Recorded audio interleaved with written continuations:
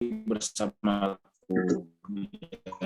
Fatazilun, biarkanlah Bani Israel. Kata fatazilun sebetulnya artinya tidak dikata iktizal.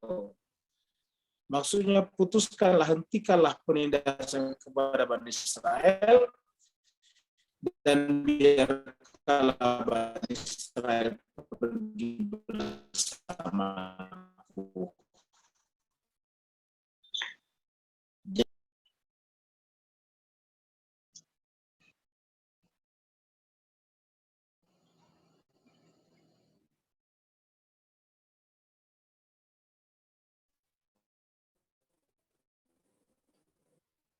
Bapak Ibu sekalian, mohon maaf ya, terputus lagi tadi. Saya masuk lagi. Jadi kita ulangi. Jadi harusnya pemikiran terbesar Nabi Musa yang kita tangkap dari sini adalah meniadakan perbudakan dan penindasan di muka bumi. Dan harusnya ini menjadi pesan utama juga bagi agama Yahudi.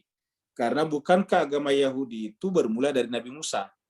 Ingat, agama Yahudi bermula dari Nabi Musa, dan karenanya kitab sucinya adalah kitab Taurat. Nah, karena pemikiran terbesar Nabi Musa dan Taurat adalah meniadakan penindasan, harusnya ini menjadi pesan bagi Bani Israel, bagi bangsa beragama Yahudi, bahwa tidak boleh melakukan hal yang sama.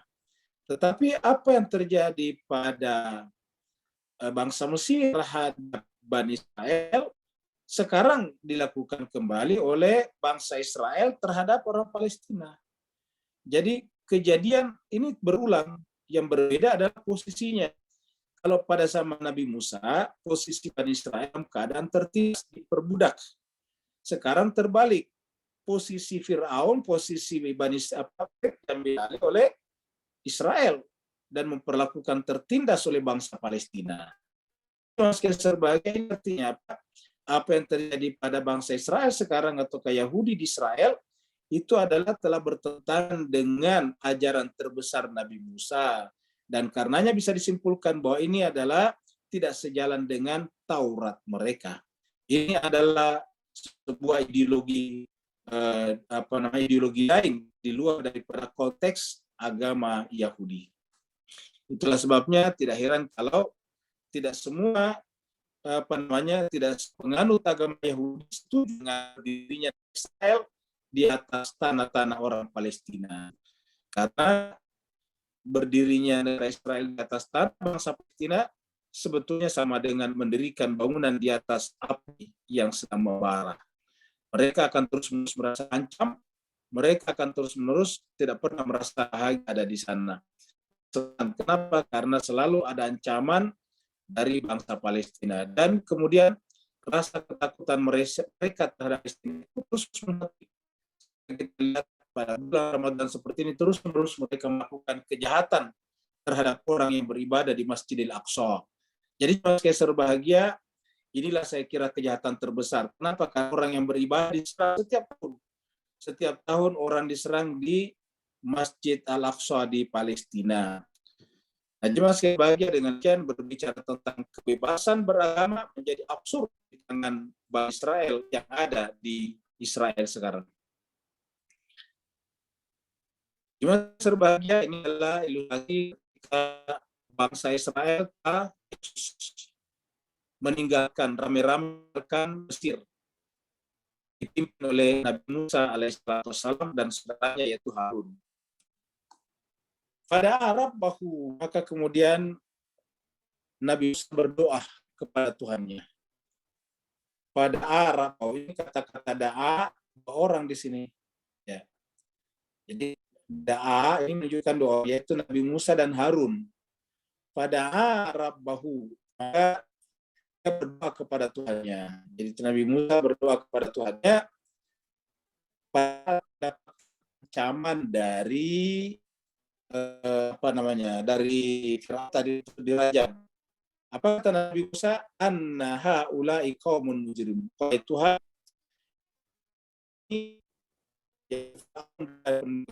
punya qaumun mujrimun, melakukan kejahatan. Qaumun mujrimun, Jadi di sini tidak melihat Mesirnya sebetulnya. Jadi Nabi Musa tidak menyebut Mesirnya, menyebut kaum saja. Jadi artinya komunitas manapun di dunia bisa melakukan kejahatan yang sama. Jadi komunitas manapun di dunia bisa melakukan kejahatan yang sama. Bangsa Yaman juga sekarang menerima hal yang sama dari Saudi, bukan Israel. Karena apa? Kaum. Jadi artinya kaum ini penyebutan kaum komunitas yang untuk menindas kecil. Dan ini adalah dikecam keras di dalam Al-Quran. Justru kaum yang besar harusnya menjadi pelindung, menjadi payung keselamatan dan ketenangan bersama. Jadi anna haula'i qaumun mujrim. Mereka ini ya Allah ada kaum mujrim. Mujrim bukan hanya dosa, tetapi melakukan. Lalu kemudian begitu bisa berdoa,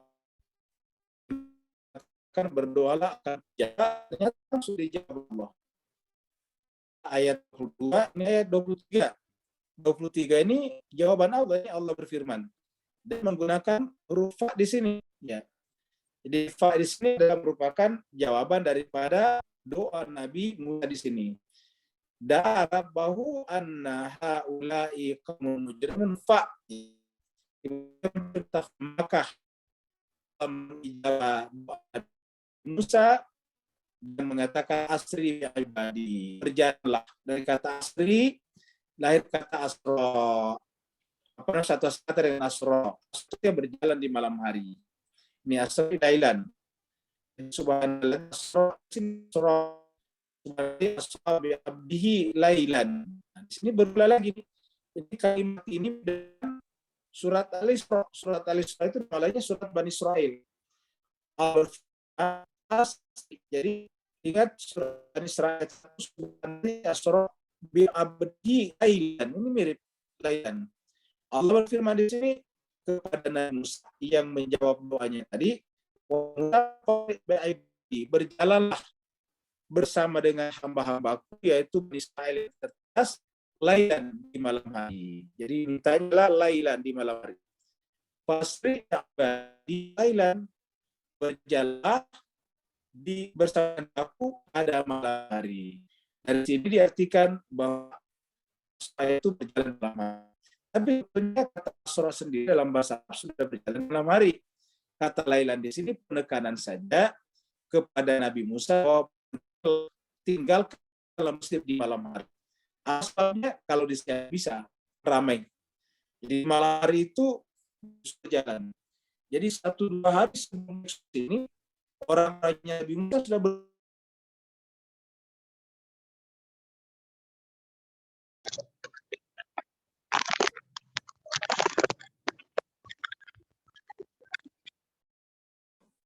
Bapak Ibu sekalian, mohon maaf ini anunya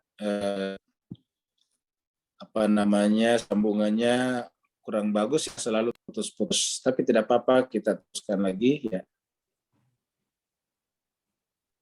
Nah, kita teruskan lagi. Jadi Allah menjawab tadi doanya Nabi Musa dengan fasri bi ibadi lailan. Berjalanlah bersama hamba-hambaku di malam hari. Jadi di malam hari di sini. Bersama dengan Bani Israel itu. Innakum muttabaun. Sesungguhnya kamu diikuti. Siapa tadi pagi yang bertanya itu? Allah tahu siapa yang ada di neraka dan sebagainya. Kalau tidak salah ada pertanyaan. Nah, Bapak Ibu lihat, terutama yang bertanya kemarin itu atau tadi pagi, bahwa Allah tahu apa yang belum terjadi. Jadi Allah sudah punya pengetahuan, Allah punya ilmunya terhadap sesuatu yang belum terjadi. Ini adalah pernyataan dari Allah, jawaban dari Allah. Wahai Nabi Musa, berjalan dalam hari, kamu akan diikuti, kamu akan disusul, diikuti belakang. Jadi Allah sudah tahu bahwa kalau Nabi Musa bersama dengan Bani Israel di suatu malam meninggalkan Mesir, maka esok harinya maka Fir'aun akan mengikutinya dari belakang. Innakum muttabaun. Kalian pasti akan diikuti, pasti akan disusul oleh mereka. Pasti akan dikejar oleh mereka, yaitu Fir'aun dan bala tentaranya. Makanya pergilah malam hari. Jadi malam hari itu ketika mereka semuanya tertidur, Bani Israel kemudian eksodus meninggalkan Mesir menuju kepada Palestina. Pasri bi ibadi di malam hari lailan. Innakum mutaba'un. Kamu pasti akan terusul dari belakang. Jadi itu informasi tentang kejadian yang belum terjadi, menunjukkan bahwa ilmunya Allah menyangkut yang belum terjadi. Sama juga dengan surat Ar-Rum. Setelah bangsa Romawi terkalahkan, dia akan menang lagi. Itu juga belum terjadi. Jadi banyaklah dalam Al-Quran dan bisa kita buktikan dalam sejarah bahwa kejadian itu belum terjadi. Allah sudah menginformasikan kepada Nabi dan Rasulnya. Nanti ketika Nabi Musa meninggalkan Mesir, lalu kemudian disusul dari belakang oleh Fir'aun, maka kemudian Nabi Musa sudah sampai di tepi Laut Merah yang untuk menyeberang ke sebelah, yaitu ke wilayah Palestina. Nah, pada saat itulah kemudian Allah memerintahkan kepada Nabi Musa untuk memukulkan tongkatnya. Jadi tongkatnya Nabi Musa ini dipukulkan, lalu kemudian terbelah lautan ini. Terbelahnya lautan itu seperti dinding. Air yang sejatinya tidak bisa berdiri, menjadi berdiri. Ingat, inilah kita saksikan bahwa Allah itu berada di atas hukum-hukum alam. Allah berada di atas natural law, hukum alam, sunnatullah. Apa sebabnya? Karena yang namanya hukum alam, Allah juga yang ciptakan. Karena Allah ciptakan, ya makhluknya. Karena makhluknya, Allah berkuasa atasnya. Innallaha ala kulli syai'in qadir. Allah berkuasa atas segala sesuatu. Karena Allah adalah qahar. Allah adalah jabbar. Allah adalah qawi. Bisa melakukan apa saja. Maka air yang sejatinya tidak bisa berdiri. Bapak sekalian pasti tidak pernah melihat air berdiri. Ternyata ini air bisa berdiri di sini. Maksudnya berdiri itu tidak ada dinding, tidak ada penahannya. Seakan-akan dinding yang kemudian memberikan jalan bagi Nabi Musa untuk menyeberangi laut ini. Atrukil bahra rahwan. Nah, nanti kalau kamu disusul dari belakang, kamu pukul tongkatmu ke laut, dan kemudian air itu menjadi berdiri. Rahwan itu tenang berdiri. Ya, airnya aslinya air itu tidak bisa. Tetapi Allah mengatakan watrukil bahra rahwan. Pukullah air laut, lalu kemudian air laut itu menjadi tenang. Watrukil bahra rahwan. Pukulkanlah tongkatmu ke lautan. Innahum jundun mugrakun.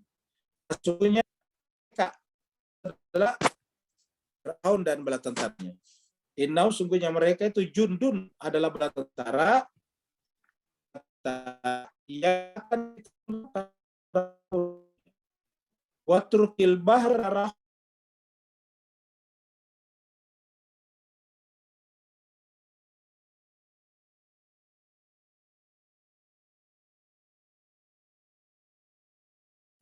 Mohon maaf mas sekalian, tadi terputus lagi ya. Kita kembali lagi ke screen. Nah, jadi watrukil bahra rahwan. Biarkanlah air, artinya tidak perlu khawatir dengan air yang biarkanlah air itu berdiri. Ya, seakan-akan memberikan penghormatan kepada Nabi Musa dan sekaligus menunggu kedatangan musuh Allah, yaitu Fir'aun. Jadi Nabi Musa seakan-akan air itu berdiri. Kalau kita menghormati dia kan kita berdiri. Setelah air berdiri, lewatlah Nabi Musa dan Bani Israel. Nah, setelah Nabi Musa dan Bani Israel lewat, disusul dari belakang oleh Fir'aun. Fir'aun dan bala tentaranya sampai di tengah lautan, air itu kembali tertutup. Nabi Musa diperintahkan watrukil bahra rahwan. Biarkanlah laut itu berdiri, tenang. Innahum jundun, karena air itu akan menyambut kedatangan tentara Fir'aun. Untuk apa? Untuk ditenggelamkan. Mugrakun. Innahum jundun mugrakun. Jadi biar air itu tenang. Setelah kamu sampai di tepi sebelah, air itu tenang karena kedatangan Fir'aun dan bala tentaranya. Kam taraku min jannatin uyun. Dan setelah Fir'aun yang berkuasa ini, Fir'aun ini adalah penguasa. Setelah Fir'aun yang menjadi raja di raja pada saat itu, kemudian ditenggelamkan. Dan setelah ditenggelamkan, apa yang terjadi? semua yang selama ini membuat dia angkuh, semua yang selama ini membuat dirinya jadi arogan, ditinggalkan. Kekuasaannya digunakan untuk membangun istana-istana, membangun taman-taman yang indah, membuat mata air di mana-mana, atau bikin taman-taman yang ada mata air di tengah, buat apa namanya, buat kota sedemikian indahnya. Itu tidak salah, tetapi menjadi penyebab mereka lupa kepada Allah dan arogan kepada manusia, salah besar. Maka kemudian apa yang terjadi setelah Fir'aun ditenggelamkan ke lautan, maka kemudian taman-taman jannat, taman-taman atau surga, miniatur dari surga, oyun dan mata air mereka tinggalkan. Jadi betapa banyak aku, kita mulai dari sini, betapa banyak taman-taman yang indah.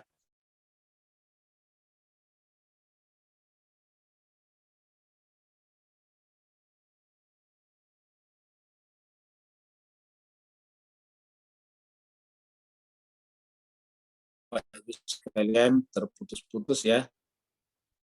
Maaf sekali lagi nih. Nah, jadi kita terus sekali lagi. Jadi kam taraku min jannatin wa uyun. Betapa banyak dari taman-taman yang indah, mata air yang sejuk, kemudian mereka tinggalkan taraku. Nah, jadi Bapak sekalian, ini yang kita sebut dengan absurdity. Kenapa? Karena mereka habis waktunya, habis tenaganya, habis sumber dayanya untuk membangun sedemikian rupa, tetapi mereka tinggalkan begitu saja. Gimana sekalian ingat, yang disalahkan bukan taman-tamannya, yang disalahkan bukan mata airnya. Yang disalahkan adalah ketika mereka membangun dan menikmati taman-taman ini, ketika mereka membangun dan menikmati mata air ini, mereka lupa kepada Tuhannya, sehingga jiwanya tertutup, terhijab oleh kesombongan dirinya sendiri. Sehingga bahkan kemudian Fir'aun mengangkat dirinya sebagai Tuhan, lalu kemudian melakukan kejahatan terhadap kemanusiaan tanpa merasa bersalah. Menindas, memperbudak manusia tanpa merasa bersalah. Karena mereka menganggap mereka memang adalah sudah ditentukan menjadi penguasa di alam ini. Mereka menjadi negara superpower, mereka menjadi penentu kekuatan negara-negara lain. Mereka bisa menjatuhkan kekuasaan negara lain, mereka bisa mengganti raja-raja lain untuk diganti raja-raja yang bisa menjadi tangan kanannya di tempat tersebut, yang bisa menjalankan agenda-agendanya di tempat tersebut. Nah, sekarang jemaah sekalian, kita diperlihatkan dalam ayat ini bahwa begitu Fir'aun menyusul Nabi Musa dari belakang, lalu kemudian lautan tertutup, apa yang terjadi? Taman-taman ditinggalkan, mata air ditinggalkan, bahkan kemudian Fir'aun tidak berdaya ketika air itu tertutup untuk menguburkannya. Dalam keadaan hidup-hidup tentunya. Nah, jemaah sekalian, ini adalah peninggalan. Jadi ini sekarang kita lihat. Jadi Bapak bisa bayangkan bagaimana indahnya dulu sepanjang pantai Laut Merah. Ini Laut Merah yang sepi, ini jemaah sekalian, yang sempit, yang itu yang apa namanya, yang tempatnya Firaun. Kan Laut Merah itu bercabang. Ada yang terus ke Mesir, ya nanti bersama dengan terusan Suez. Itu ada ke kanan bersama Laut Mati. Ya, jadi antara Yordania dan Palestina. Nah, jemaah sekalian, jadi di sepanjang jalan itu kan ini air jalannya. Sepanjang jalan ini menjadi hijau, menjadi apa namanya, menjadi subur. Nggak ada ya gambarnya ya? Ini ada gambarnya, Ustaz. Ini semua Nggak ada. Nggak ada gambar. Ada. Oh ya. Masih loading. Screenshot. Sudah kelihatan ya? Belum ada. Kelihatan ya? Belum. Kalau begitu saya harus dulu masuk begini dulunya.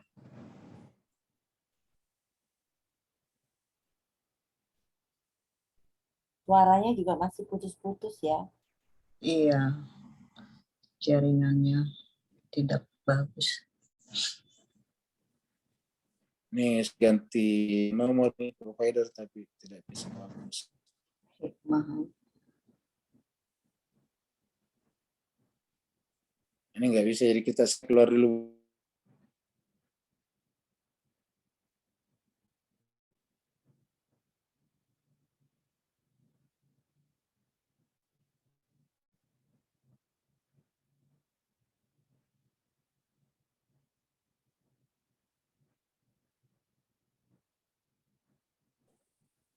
Mudah-mudahan sudah.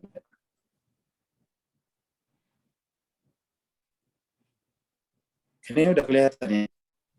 Belum.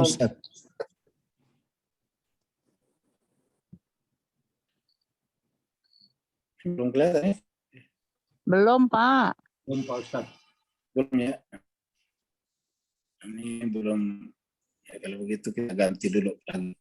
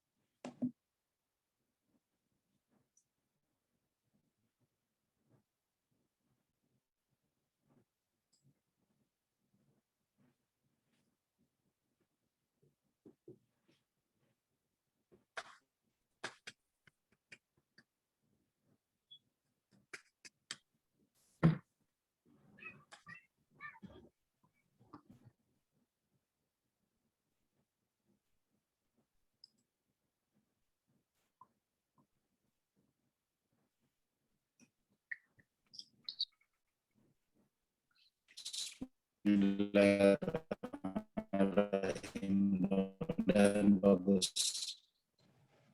Suaranya mengambang. Bapak Ibu sekalian sudah kelihatan atau belum? Belum. Belum.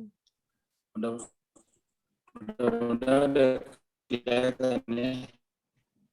Suaranya juga nggak jelas. Ya, suaranya putus-putus, bindeng gitu.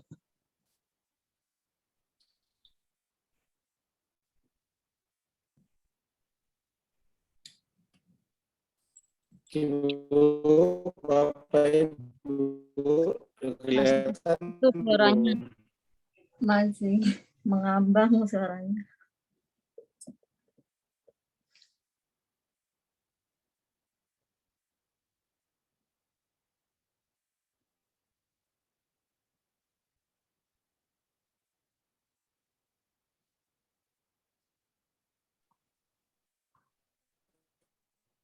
Udah bagus Bu ya.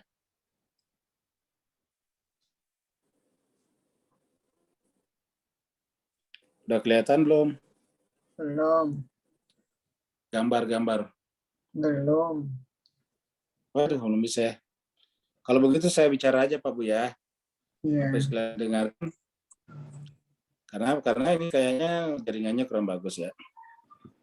Jadi Allah SWT berfirman tadi bahwa kepada Nabi Musa, biarkanlah air itu bertahan dalam keadaan terbelah. Karena Allah punya rencana menenggelamkan Fir'aun dan bala tentaranya. Dan setelah Fir'aun dan tentaranya tenggelam, Allah mengatakan, cobalah lihat, kita disuruh mengambil pelajaran.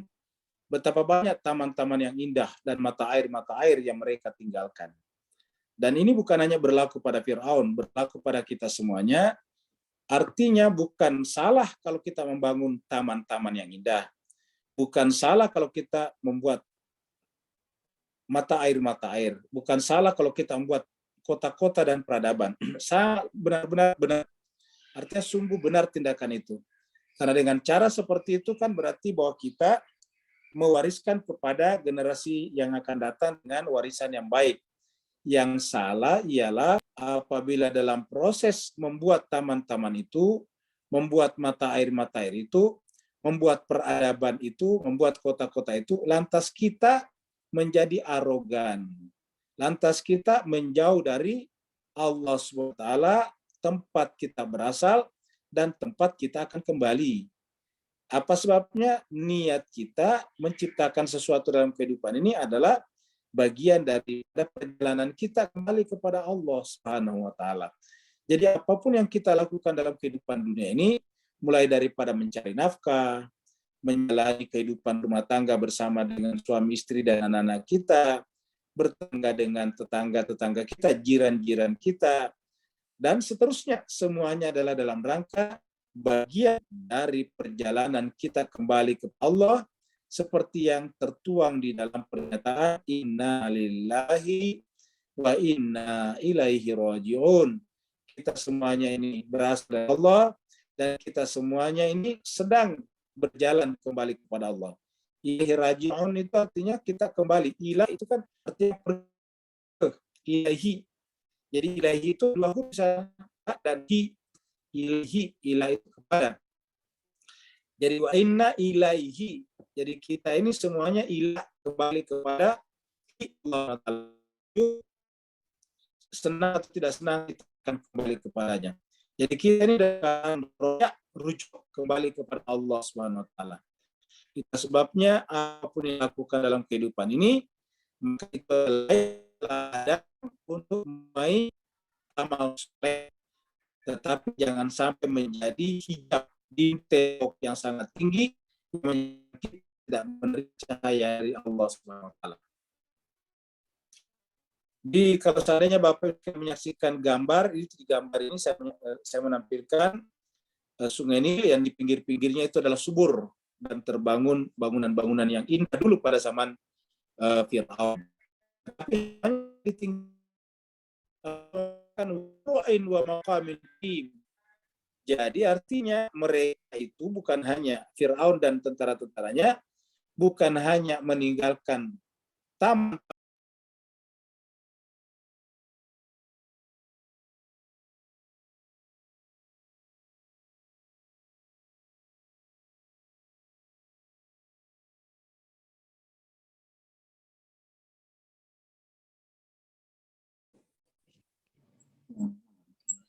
Jadi Bapak sekalian, lagi-lagi terputus ya.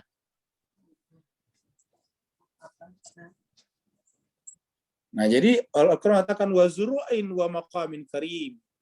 Mereka juga meninggalkan perkebunan-perkebunan, wa maqamin, dan tempat-tempat tinggal, pemukiman-pemukiman karim yang indah, yang bagus.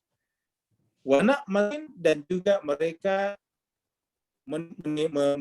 kenal tadinya mereka ketika hidup menikmati semuanya itu. Menikmati mereka semuanya itu. Menempati istana-istana mereka, taman-taman mereka, kebun-kebun mereka, pemukiman mereka. Kanu fiha fakihin. Mereka semuanya menikmatinya. Fakihin itu artinya menua itu sebagai satu usaha mereka. Mereka bersenang-senang dengan itu semuanya. Tetapi jemaah sekalian, dengan ditenggelamkan Fir'aun di lautan tadinya, maka kemudian semuanya terputus. Apakah hanya Fir'aun yang ditenggelamkan ke lautan? Jawabannya tidak, kita semuanya. Kalau Fir'aun ditenggelamkan,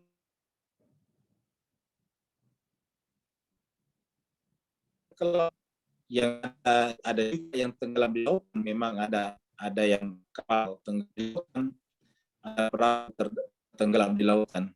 Nah, sekalian, tetapi mayoritas kita adalah tenggelam ke dalam tanah. Ada juga saudara-saudara kita yang ke dalam api. Saudara kita tinggal dibakar dengan api. Kalau kita agama-agama samawi termasuk Islam ini, meninggal dunia ditenggelamkan ke dalam tanah, dikuburkan namanya. Jadi siapapun kita, apapun keadaan kita sekarang, bagaimanapun pasti harus dimasukkan ke dalam liang lahat. Apa kecuali? Bedanya ialah apakah kita dikuburkan ke dalam tanah sebagai pengikut Nabi yang setia atau sebagai pengikut Fir'aun. Coba saja.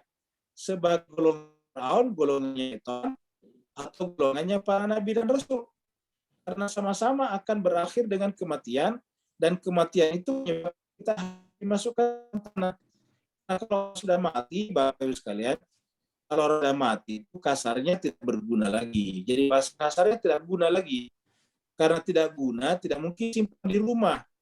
Secinta-cintanya seorang anak kepada orang tuanya, kalau orang tuanya meninggal, ya anak itu sendiri yang mengantarkan orang tuanya ke kuburan. Secinta-cinta kepada anaknya, kalau anaknya meninggal, orang tuanya akan mengantarkan anaknya ke kuburan. Cintanya seorang suami kepada istrinya, maka kemudian suami itu akan mengantar istrinya ke kuburan kalau sudah meninggal dunia.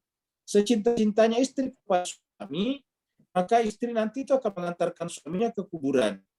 Artinya apa, Bapak Ibu sekalian, bahwa yang namanya cinta itu hanya bersifat duniawi saja kepada sesama. Cinta yang sejati, yang abadi adalah cinta kita kepada Yang Maha Abadi. Cinta yang sejati adalah cinta kita kepada pusat kesejatian. Pusat kesejatian itu adalah Allah. Pusat keabadian itu adalah Allah. Maka kalau kita ingin cintanya abadi, cintailah Maha Abadi. Kalau kita ingin cintanya sejati, cintailah yang Maha Sejati. Sejati itu kalau bahasa Arab hakiki, hakikat. Cintailah yang Maha Hakikat. Kita kepada sesama akan berpisahan di dunia ini atau lambat. Cinta sebenarnya adalah merupakan cerminan, pantulan dari cinta kita kepada Allah Subhanahu wa taala. Maka sebabnya Allah menceritakan ini tentang bangsa Firaun, menarik sebetulnya. Karena Allah ingin menjelaskan kepada kita, lihatlah mereka. Kenapa Al-Quran menceritakan Firaun terus-menerus? Karena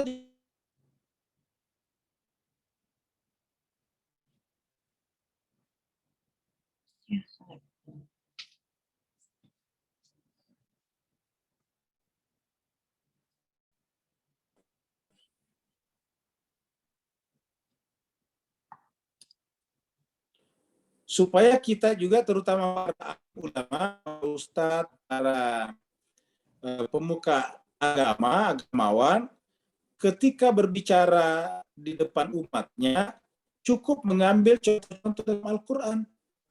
Tidak boleh kita mengambil contoh yang di luar Al-Quran. Kalau berkenaan dengan orang-orang yang jahat. Apa sebabnya? Karena kita tidak tahu data Allah. Mengambil si A, B, penguasa A, penguasa B. Ya kita tidak tahu, tidak depan Allah bagaimana mereka. Kan Allah tahu akhir kehidupan mereka. Fir'aun kan sudah mendapatkan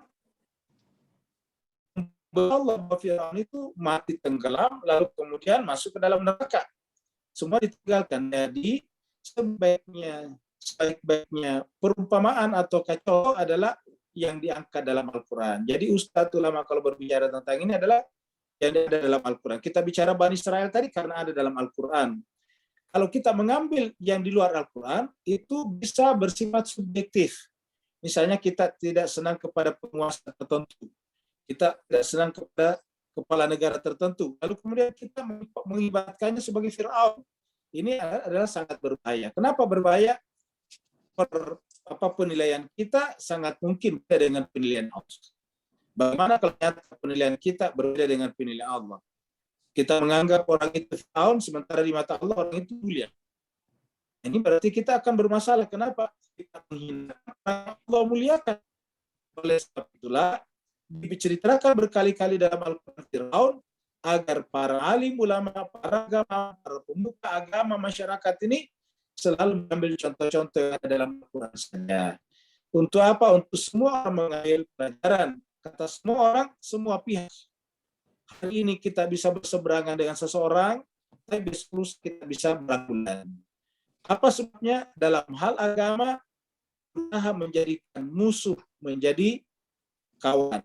Sayyidina Ali bin Abi Thalib karramallahu wajhah mengatakan bahwa kalau kamu punya musuh, berikan kesempatan kepadanya 1000 kali untuk menjadi sahabatmu.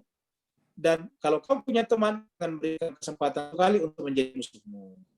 Jadi dengan demikian juga sekalian berbahagia, dapat mungkin kita mengatakan agar agama ini merangkul semua orang.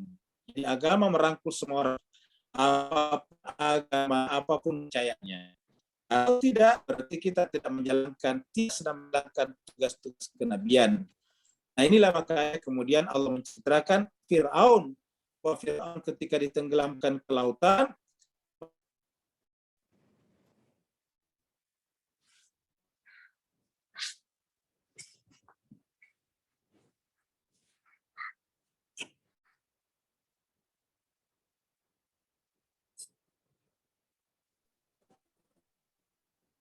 Bapak sekalian mohon maaf lagi tadi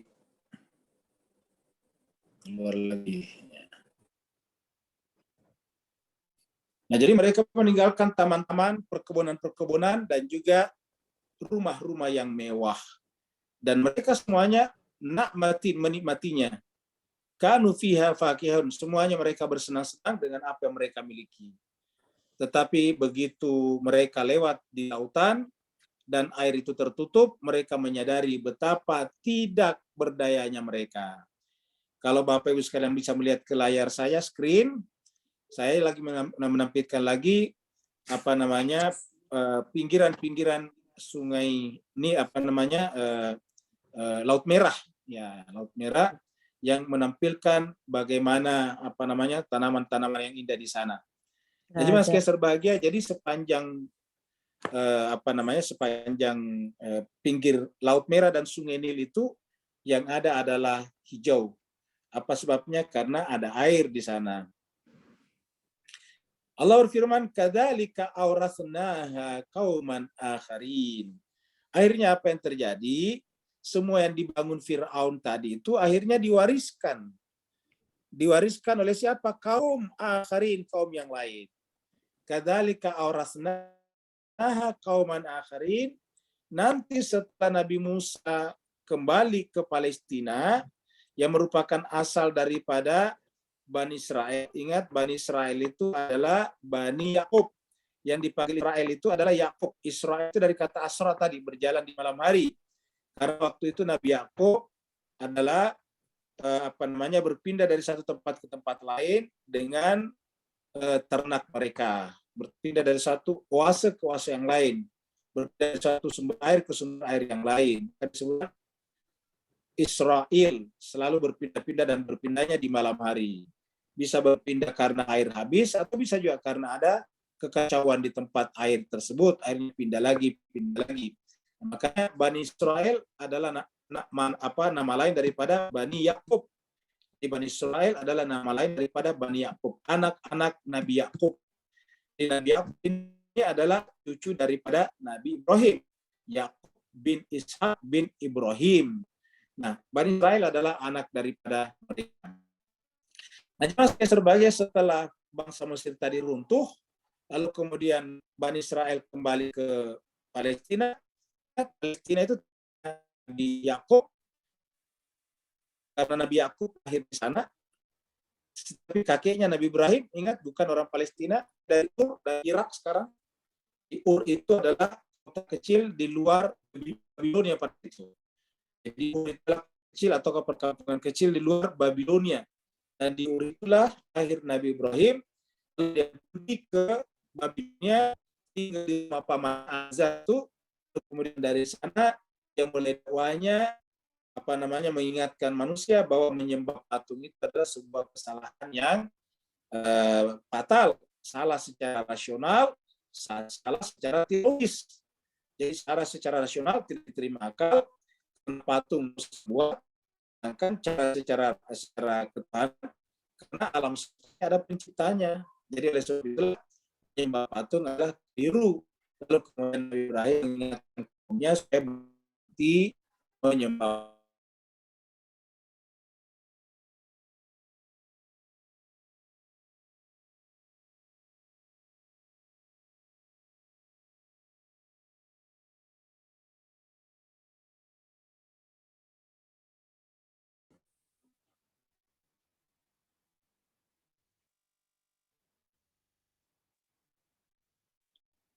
Jadi bukan hanya diusir oleh pamannya, tapi juga diusir oleh rajanya, yaitu Raja Namrud.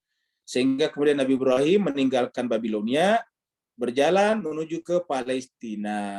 Maka Nabi Ibrahim mukim di Palestina di sana lahir anaknya Ismail dan anaknya Ishak. Anaknya Ismail Allah perintahkan untuk dibawa pergi ke Mekah sekarang ini. Maka di sana ada Baitullah yang untuk dihidupkan kembali. Mekah sekarang. Lalu kemudian Nabi Ibrahim punya anak juga di Palestina yaitu Ishak. Lalu kemudian Ishak melahirkan Nabi Yakub. Nabi Yakub nanti melahirkan 12 anak laki-laki, semuanya menjadi marga Bani Israil. Jadi sekalian kembali ke sana, ke Palestina. Pada awal kembali ke Palestina, Israel juga tidak patuh kepada Nabi Musa, sehingga mereka terlunta-lunta. Nah, nanti beberapa saat kemudian pada zamannya Nabi Daud, nah baru kemudian mereka berjaya kembali. Ini Nabi Daud menjadi raja karena memenangkan perang melawan Jalut, melawan Goliat. Karena pada saat itu Nabi Daud perangnya Tolut. Tolut adalah kepala negara yang dipimpin oleh nabinya pada saat itu. Lalu kemudian Daud kelak menjadi nabi dan raja sekaligus. Lalu kemudian Bani Israel atau orang Yahudi terkenal dengan bintang Daud. Bintang Daud itu adalah bintang, simbol Israel itu bintang, sebenarnya dengan bintang Daud. Nah, jadi sekarang, lalu kemudian kejayaan bangsa Mesir diwarisi oleh kejayaan yang dipimpin oleh Daud dan Sulaiman. Kauman akharin. Kasihkan kejayaan bangsa Mesir itu kepada kauman akharin yang lain. Kauman akharin. Yang tadinya mereka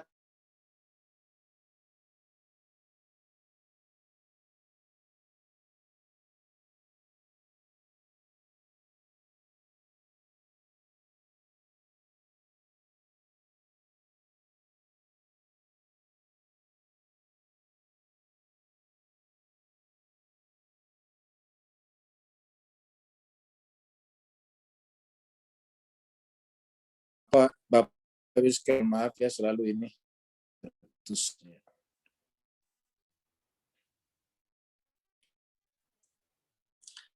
Nah, jadi Allah mengatakan kadzalika wa aurasaha qauman akharin. Fama bakat alaihimus sama'u wal ardu wa ma kanu munzarin. Bapak Ibu sekalian cobalah baca ayat 29. Mudah-mudahan kelihatan di sini ya. Surat Ad-Dukhan ayat 29. Nggak kelihatan. Surat jadi jemaah sekalian ya, nanti Bapak Ibu sekalian bisa melihat Qurannya masing. Surat Ad-Dukhan ayat 29 kan saja. Fama bakat alaihim sama wal ardu. Bakat alaihim sama tenggelamnya Firaun dan bala tentaranya tidak ditangisi oleh langit dan bumi. Fama bakat alaihim langit dan bumi tidak menangisinya. Apa sebabnya? Mereka adalah kaum yang durhaka kepada Allah. Artinya apa mafhum mukhalafahnya di sini? Apa mafhum mukhalafah? Apa paham yang bisa kita balik kalimat yang dalam ayat 29 ini?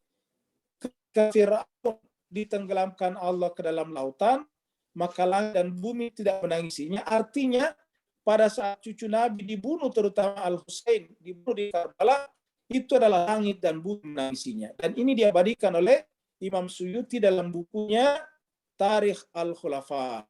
Imam Suyuti dalam bukunya Tarikh Al-Khulafa menjelaskan bahwa saat Al-Husain dibunuh dengan sangat sadis di Karbala, langit dan bumi menangisinya. Bahkan dikatakan makhluk-makhluk termasuk jin-jin menangis menyaksikan. Coba.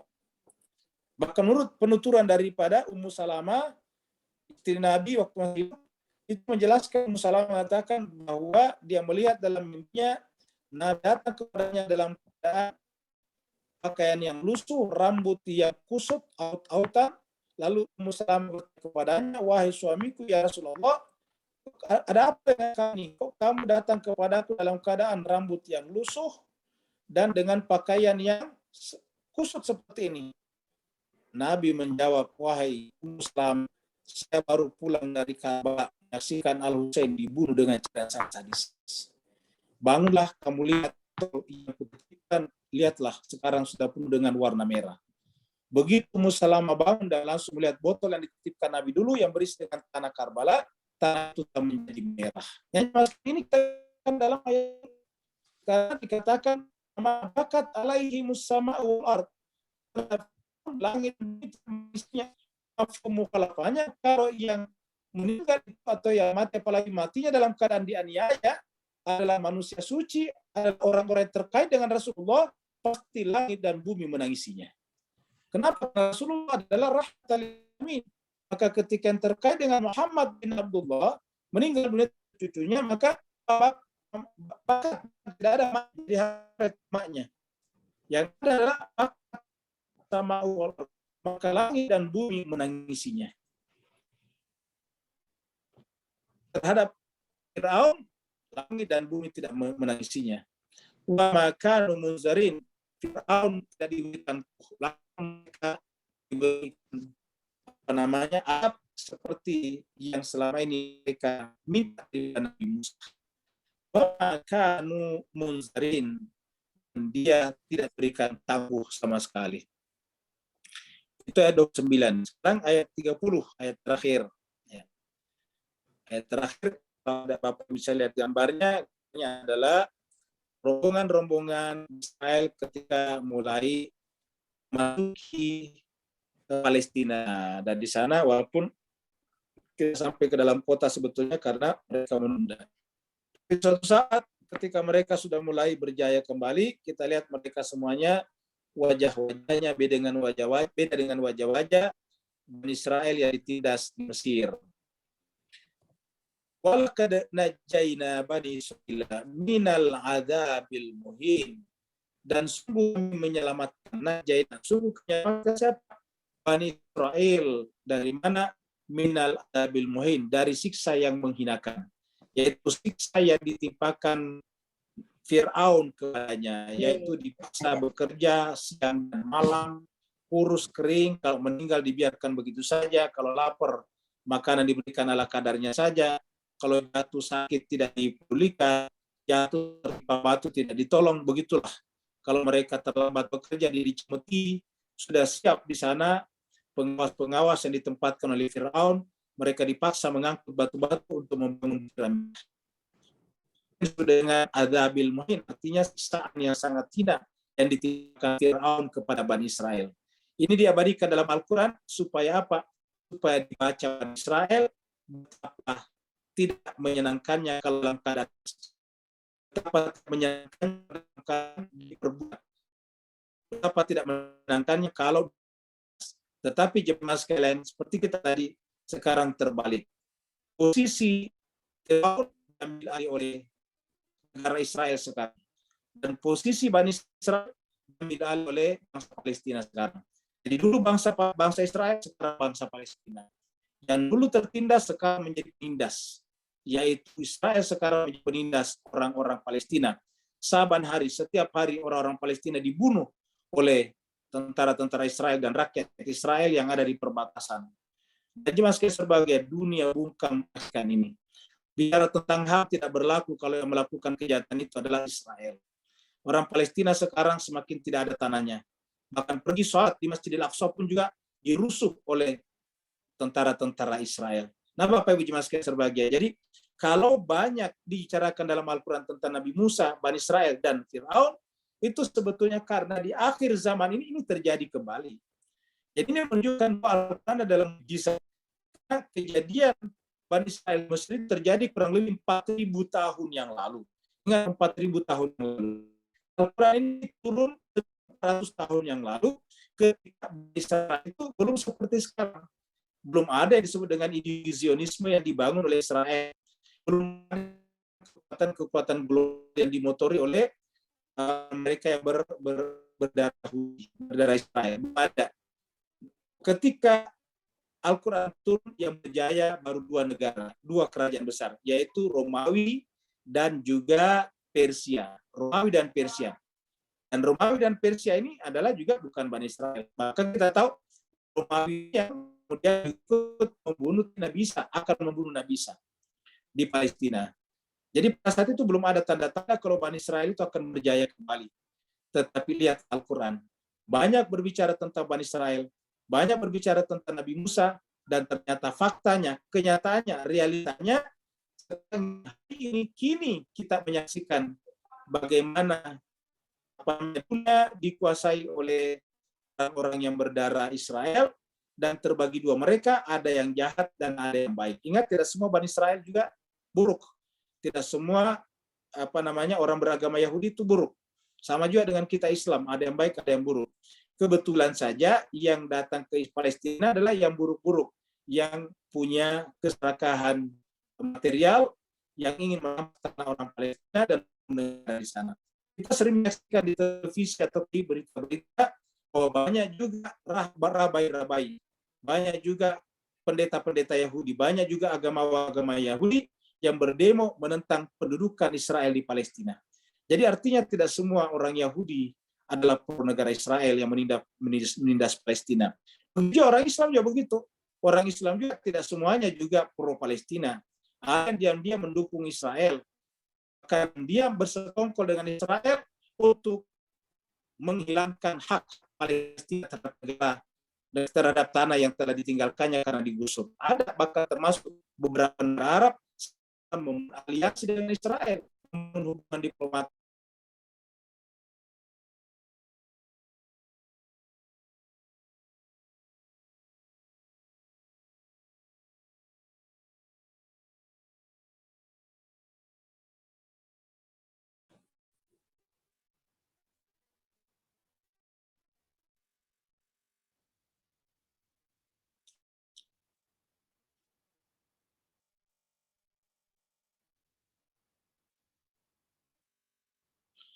Kalau mereka kelihatannya mengutuk Palestina, mengutuk Israel, itu hanya formalitas verbal saja di permukaan.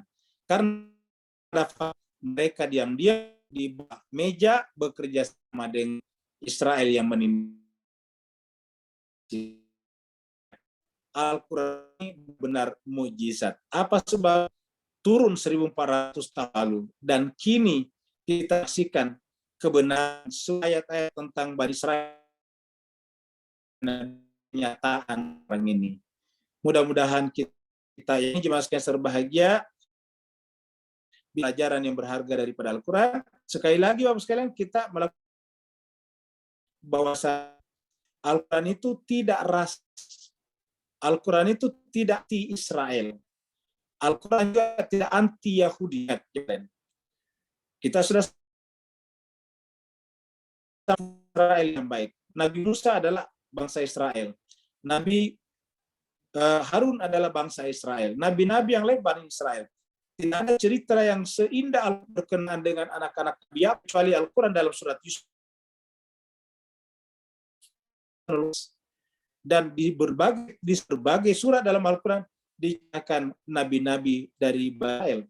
Jadi ingat, Al-Quran bukan anti Israel. Al-Quran bukan anti Yahudi.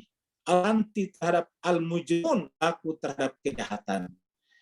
Hasilnya anti terhadap bukan hanya Al-Quran, terhadap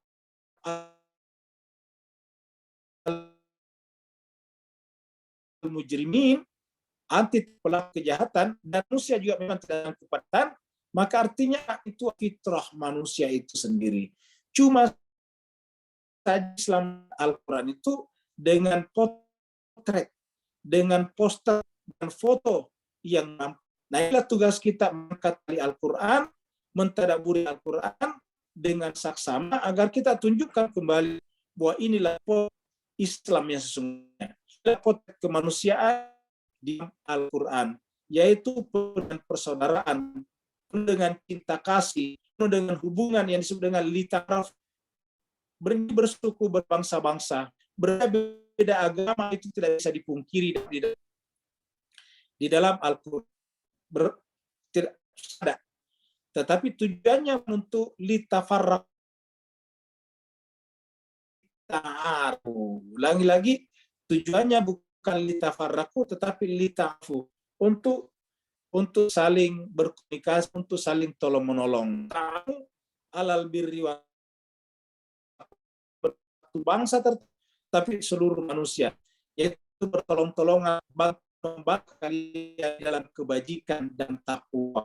dan jangan pernah bertolongan dosa dan wala ta'awan 'alal itsmi wal udwan.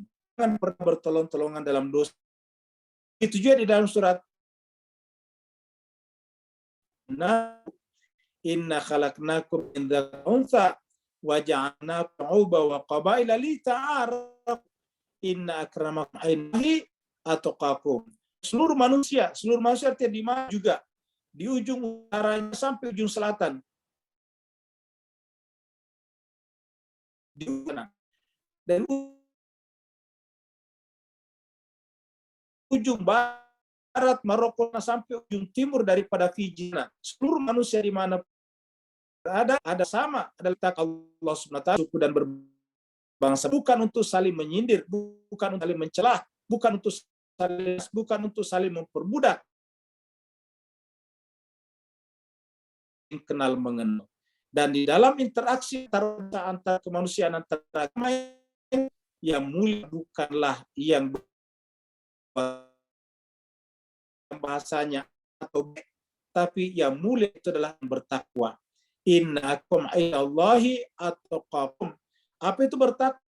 Itu melihat manusia dengan pandangan ilahiyah. Ulangi lagi, yang bertakwa adalah melihat ke setiap bangsa, suku, agama. Allah melihara orang Nasrani, artinya Nasrani masih sampai sekarang. Allah melihara orang Hindu dan Buddha, buktinya mereka masih hidup sampai sekarang. Allah orang Yahudi, buktinya Yahudi masih hidup sampai sekarang. Kalau Allah melihara mereka hambanya dengan yang sama, karena orang bertakwa, kata Allah, adalah yang melihat dengan mataku, mendengar dengan kupingku, berbicara dengan lisanku. Terima kasih banyak atas perhatian Bapak Ibu sekalian.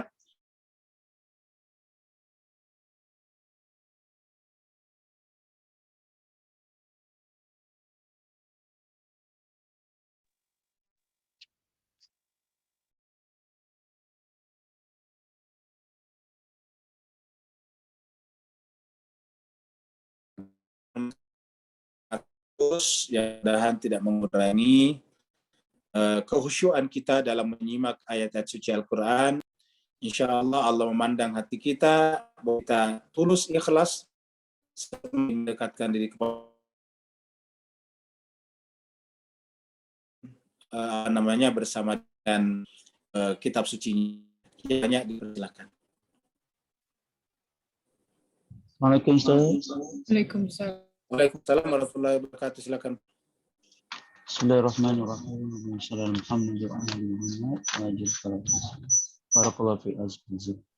memandangkan sunatullah itu tidak ada perubahan, maka ayat 30 tadi akan berlaku kepada siapa yang berperangai seperti Firaun, sesuai dengan ayat tadi pagi, waja'ahum rasulan karim. Maka beri pencerahan untuk kami di zaman ni, Ustaz, sikit sebanyak sirah apa agaknya akan berlaku saat Imam Mahdi AS dan Nabi Isa AS bergabung tenaga untuk mengembalikan keadilan ini terhadap Bani Israel tadi yang telah berpaling daripada ajaran nenek moyang mereka. Barakallahu fi afwan Ustaz.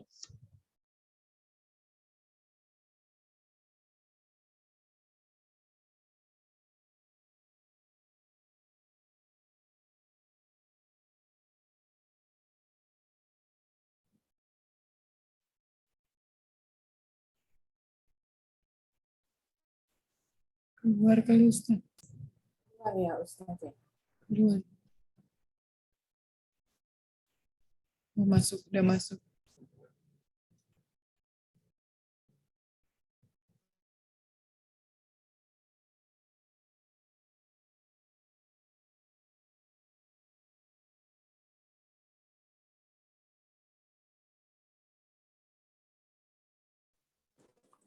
Bapak sekalian, sekali lagi mohon maaf karena keluar lagi tadi, tapi saya sempat menangkap tadi pertanyaan daripada Pak Nur. Jadi mari kita teruskan ya. Jadi jemaah sekalian, kita sampaikan bahwasanya hukum Allah itu yang disebut dengan sunnatullah tidak akan pernah berubah sepanjang masa, kecuali Allah sendiri yang merubahnya. Di dalam surat Ar-Rum tadi yang saya sampaikan, Allah juga berbicara tentang tidak adanya perubahan tersebut. Di sana Allah berfirman, "Fa'aqim wajhaka lid-dini hanifa fitratallah allati fataran nasa 'alaiha la tabdila li khalqillah." La tabdila li khalqillah. Jadi hadapkanlah wajah kalian semata-mata kepada Allah dengan tulus, ikhlas, hanifa. Kemudian kenapa kita harus menghadapkan kepada Allah? Karena Allah menciptakan fitrah kita dari fitrahnya. Fitrat Allah allati fataran nas 'alaiha. Dan ini keadaan ini la tabdila li khalqillah. Tidak ada perubahan di dalam ciptaan Allah. Nah, karena tidak ada perubahan dalam ciptaan Allah, maka seluruh manusia, apapun agamanya, dimanapun tinggalnya, apapun suku bangsanya, punya fitrah yang sama. Yang berbeda-beda ini kan cuma casingnya saja. Yang berbeda-beda cuma tubuhnya saja. Ada tubuhnya warna coklat, ada tubuhnya warna merah, ada tubuhnya warna hitam, ada tubuhnya warna kuning. Itu di luar saja berbeda-beda. Isinya di dalam itu sama semuanya. Itu namanya fitrah Allah. Dan itulah, jadi laki dan perempuan badan berbeda. Utara dan orang selatan sama saja. Apapun suku bangsanya, apapun warna kulitnya, fitrahnya sama. Nah, karena fitrahnya sama, maka otomatis keinginan-keinginan dan cita-cita manusia secara hakiki sebetulnya sama. Nah, maka kemudian ketika Nabi datang, Rasulun Karim tadi datang, maka disebut Rasulun Karim, Rasul yang mulia, karena semua manusia di dunia menginginkan kemuliaan. Tidak ada di dunia ini yang tidak menginginkan kemuliaan. Itulah sebabnya manusia manapun di dunia, apapun suku bangsanya, tidak ingin dihinakan. Tidak ada orang mau dihinakan. Begitu dihinakan pasti marah. Di negara manapun ada hukum, ada aturan yang melarang orang menghinakan orang lain. Dimanapun. Kenapa? Karena tidak ada orang yang mau dihinakan. Dan semua orang senang diapresiasi. Makanya di seluruh dunia ini kita ada namanya apresiasi, memberikan penghormatan. Memberikan penghormatan ketika mereka sarjana, lulus dari kampus, diberikan selamat. Memberikan penghormatan ketika mereka telah menikah, selamat. Memberikan penghormatan ketika mereka naik pangkat dan gajinya. Semua orang senang diapresiasi. Ini semuanya sama. Nah, Bapak Ibu sekalian, dengan demikian, ketika Nabi datang dan adalah Nabi itu sendiri adalah kesempurnaan. Kesempurnaan apa maksudnya? Yaitu fitrah manusia. Jadi Nabi sebetulnya itu adalah merupakan cermin daripada fitrah manusia. Jadi melawan Nabi pada dasarnya melawan diri sendiri. Itulah sebabnya Nabi mencontohkan kepada kita, doanya adalah zalamtu nafsi. Jadi kalau kita melawan kebenaran yang dibawa oleh Nabi, pada dasarnya melawan diri kita. Jadi siapa yang melawan kebenaran Nabi, hakikatnya melawan. Siapa yang melawan fitrah dirinya, hakikatnya memasang tembok, memasang hijab, memasang tirai yang membentengi dirinya dengan Allah Subhanahu wa taala, sehingga dirinya, nafsnya, akunya menjadi hidup dalam kegelapan. Orang yang hidup dalam kegelapan tidak bisa lagi membedakan mana kemanusiaan dan mana kehewanan. Sehingga apa yang terjadi, orang seperti ini dengan gampang melakukan penindasan seperti Fir'aun tadinya. Itulah sebabnya kenabian sebetulnya adalah kesempurnaan. Dan mengikuti kenabian adalah berarti kita mengikuti kesempurnaan. Siapa saja yang menerima kenabian berarti menginginkan jiwanya juga menuju kepada kesempurnaan. Terima kasih Pak Nur. Berikutnya lagi. Assalamualaikum warahmatullahi wabarakatuh, Ustaz. Waalaikumsalam warahmatullahi taala wabarakatuh. Ada dua yang saya ingin dalam Ustaz. Pertama soal kasus Bani Israel. Ya, untuk per hari ini dari Israel lah, gitu. Tesisnya gini, Ustaz. Seakan-akan seluruh negara di dunia itu lemah. Ya, faktanya lemah gitu. Ketika Israel itu melakukan kejahatan di Palestina itu, semua pada diam. Ini ada apa kan gitu, Ustaz? Itu pertanyaan sangat mendasar itu. Kok lemah banget gitu, Ustaz?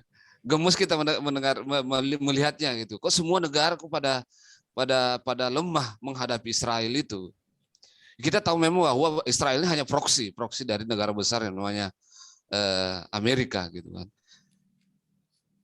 Tapi apa ya? Kok negara-negara Muslim, negara-negara Oki gitu, kok tidak satu bahasa dan tidak satu pandangan melihat Israel ini? Apa miris kita melihatnya itu satu case.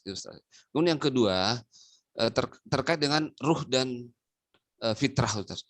Ini ruh dan fitrah ini sama ya, Ustaz ya. Terkadang saya bingung membedakannya antara ruh dan fitrah ini. Fitratullah allati fataran nasa alaihi wa nafakhtu fihi min ruhi. Ruh itu yang mana gitu kan? Mohon pendalamannya, Ustaz. Assalamualaikum warahmatullahi wabarakatuh. Waalaikumsalam warahmatullahi wabarakatuh. Sebelum kita jawab pertanyaan Ustaz Wahyudin, pertanyaan pertama berkenaan dengan Israel, kita perlu dulu memperbaiki definisi kita supaya Bapak Ibu yang lain tidak salah paham, yaitu bahwa kalau kita bicara Israel itu dua maksudnya. Israel sebagai ras, bangsa maksudnya, seperti kita Melayu satu bangsa, India satu bangsa juga, Indochina Chinese, Tionghoa itu satu bangsa juga. Vietnam juga satu bangsa. Jadi bahkan Filipina, Tagalog juga satu bangsa. Nah, jadi kalau kita berbicara tentang Israel, bicara tentang dua hal. Yang pertama adalah bangsa Israel dalam pengertian ras Israel. Yang kedua adalah negara Israel. Nah, kita sampaikan yang ditanyakan tadi Ustaz Wahyudin adalah negara Israel. Jadi beda antara ras Israel atau bangsa Israel dengan negara Israel. Ya. Kalau negara Israel, negara sekarang yang berdiri di atas tanah Palestina. Inilah yang kita sayangkan. Kenapa? Karena inilah satu-satunya negara yang didirikan di atas negara orang lain. Kalau misalnya dia membuat negara di atas orang lain dan memperlakukan penduduknya seperti memperlakukan juga yang lain, tidak ada masalah. Ya, tidak ada masalah sama sekali. Tetapi masalahnya adalah penduduk aslinya yaitu orang Palestina diusir,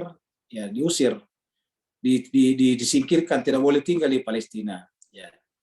Jadi oleh sebab itulah properti mereka itu diambil.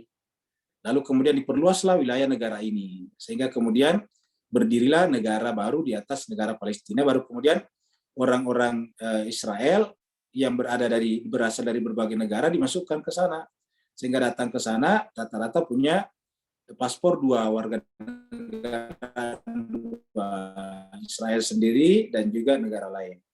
Nah, yang datang di sana dari berbagai negara, dari Eropa Timur banyak, dari Rusia juga ada, dari Ukraina juga ada, dari Jerman juga banyak, dari Hungaria banyak, jadi Polandia, termasuk dari Amerika juga. Yang mereka datang ke sana membuat properti di atas properti orang lain. Ini tentu secara nurani pun kita tolak. Dapat kita bayangkan kalau ada orang datang ke atas tanah kita, tiba-tiba membuat rumah ya di atas tanah kita. Kita dengarkan di negara kita ini ada kasus-kasus pertanahan, itu kan pasti ribut.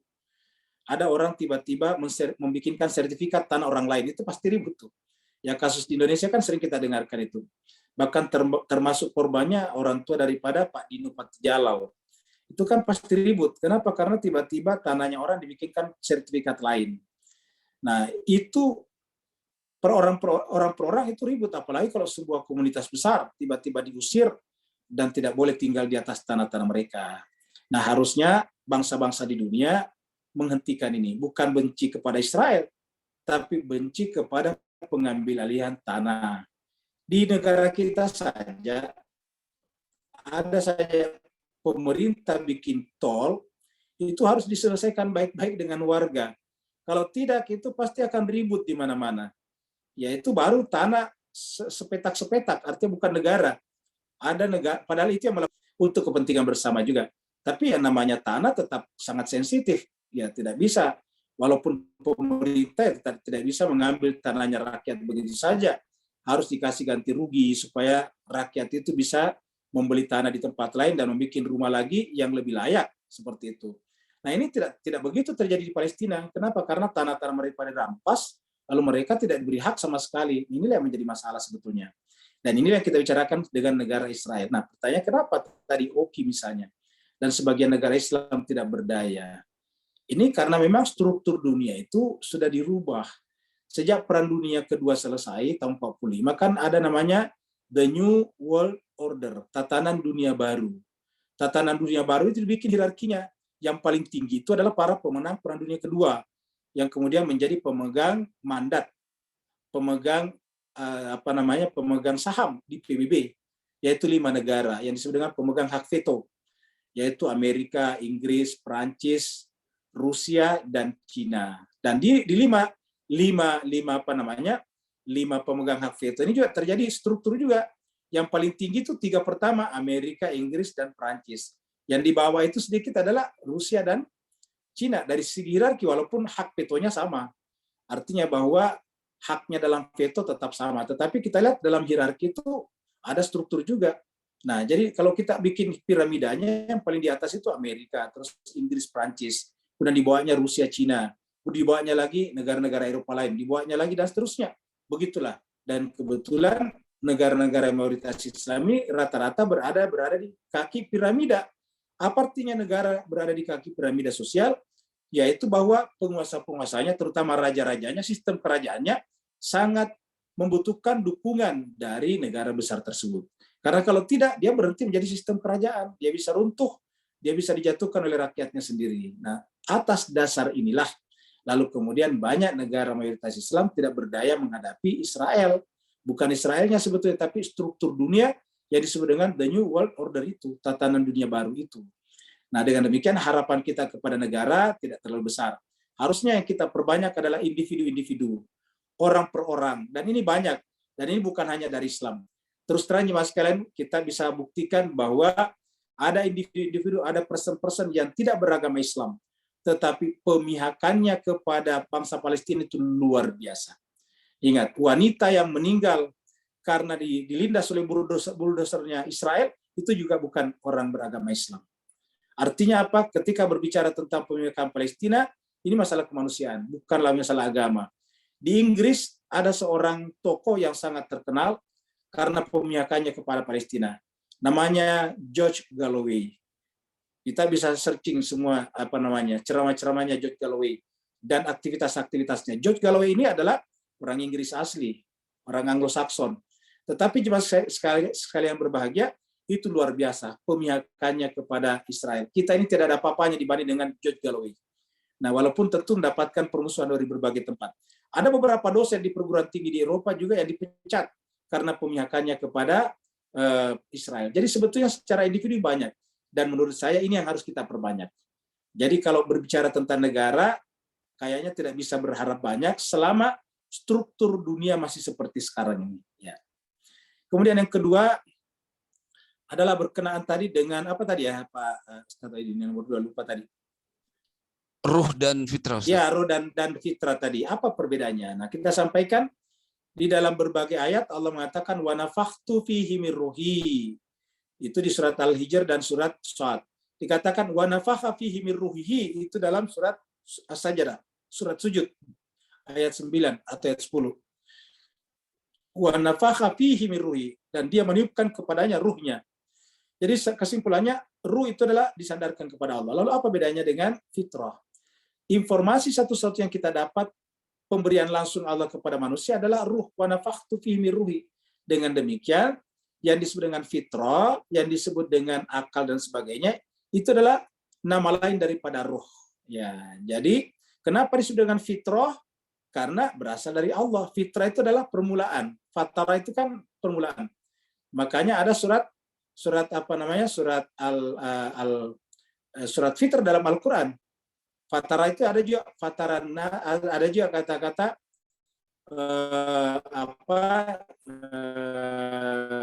menciptakan langit dan bumi, fataras samawati wal ardh. Jadi disebut fitrah. Surat Fatir. Iya, fataras samawati wal ardh. Jadi artinya disebut fitrah itu karena awalnya, asalnya, orisinalnya, orinya, aslinya. Karena aslinya dari Allah disebutlah dengan fitrah. Ya. Jadi karena aslinya dari Allah disebut dengan fitrah. Penyebutannya adalah roh, dan di dalam roh itu punya kualifikasi, yaitu kecerdasan, yaitu akal. Maka akal itu adalah kualifikasi daripada roh, fitrah adalah penyebutan lain daripada roh karena aslinya berasal dari Allah. Jadi ketika dikatakan fitrat Allah allati fataran nas 'alaiha, itu sama maknanya ketika Allah mengatakan wa nafakhtu fihi min ruhi, ya. Wa nafakhtu, kutiupkan fihi, pada manusia, ruhku, ya. Jadi ketika Allah mengatakan kutiupkan padanya ruhku, nama lainnya adalah fitrat Allah allati, ya, warna apa namanya? Celupan Allah adalah celupan yang terbaik. Jadi celupan Allah adalah celupan yang terbaik. Sibghatullah wa man ahsanu minallahi sibghah. Jadi sibghah itu adalah celupan. Sibghah ini adalah bahasa Arab daripada baptis. Jadi saudara-saudara kita orang Nasrani kalau dewasa atau tadinya dari luar Nasrani menjadi Nasrani, itu namanya dibaptis. Dibaptis itu dimandikan. Entah mandi sebagian tubuh atau seluruh tubuh. Itu berbeda antara Katolik dengan Protestan. Jadi artinya baptis itu adalah dicelupkan ke dalam air. Nah, Allah mengatakan dalam pandangan Islam, orang tidak perlu dicelupkan karena setiap orang lahir dalam keadaan celupan Allah, sibghat Allah, dan siapa lagi yang lebih baik sibghahnya daripada Allah. Sehingga tidak perlu. Makanya dalam Islam, kalau orang lahir dari Islam, dari awal dari orang Islam, tidak perlu disyahadatkan. Jadi kalau kita lahir dari orang tua Islam, pada umur akil balik tidak perlu bersyahadat lagi. Kenapa? Karena aslinya manusia itu adalah fitrah. Kapan orang mengucapkan syahadat dalam Islam? Apabila tadinya dia di luar Islam baru masuk kembali, karena dianggap kembali kepada fitrahnya namanya. Jadi kalau tadinya di luar dianggap keluar dari fitrah, begitu kembali kepada Islam, kembali kepada fitrahnya. Ketika kembali kepada fitrahnya, dia harus mengucapkan ikrar. Ikrar itu namanya syahadat. Ada lagi Bapak sekalian sebelum kita tutup? Syukran Ustaz, Masya Allah. Di kolom chat tidak ada pertanyaan. Kalau tidak ada berarti kita tutup. Karena waktu kita share sudah dulu, sampai. Ustaz. Kenapa? Mau share informasi bahwa Oh ya, silakan. hari Sabtu 23 April 2022 jam 4 sampai jam 5:30 waktu Jakarta, kita ada penceramah tamu yang akan mengisi kelas kita, narasumber dari Yapi Bangil yaitu Habib Ali Umar, dengan tema relasi spiritual antara Al-Quran dan syahidnya Imam Ali di tangan Ibnu Muljam. Di link Zoom dan password yang sama seperti saat ini. Demikian Ustadz. Baik, terima kasih banyak Bu Dokter atas atas pengumumannya, dan juga kita tambahkan bahwa kita di majelis tadabbur dan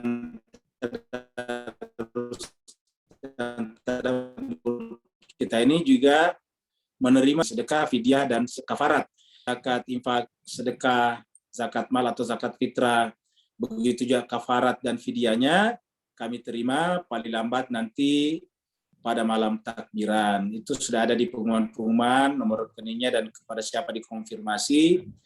Insya Allah kami akan menyalurkannya kepada mereka yang benar-benar berhak menerimanya. Dan kalau kita di tadabbur, kita mengutamakan mereka yang belajar dulu.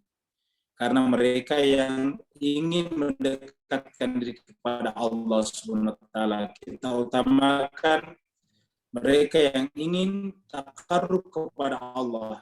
Karena memang begitulah aslinya agama.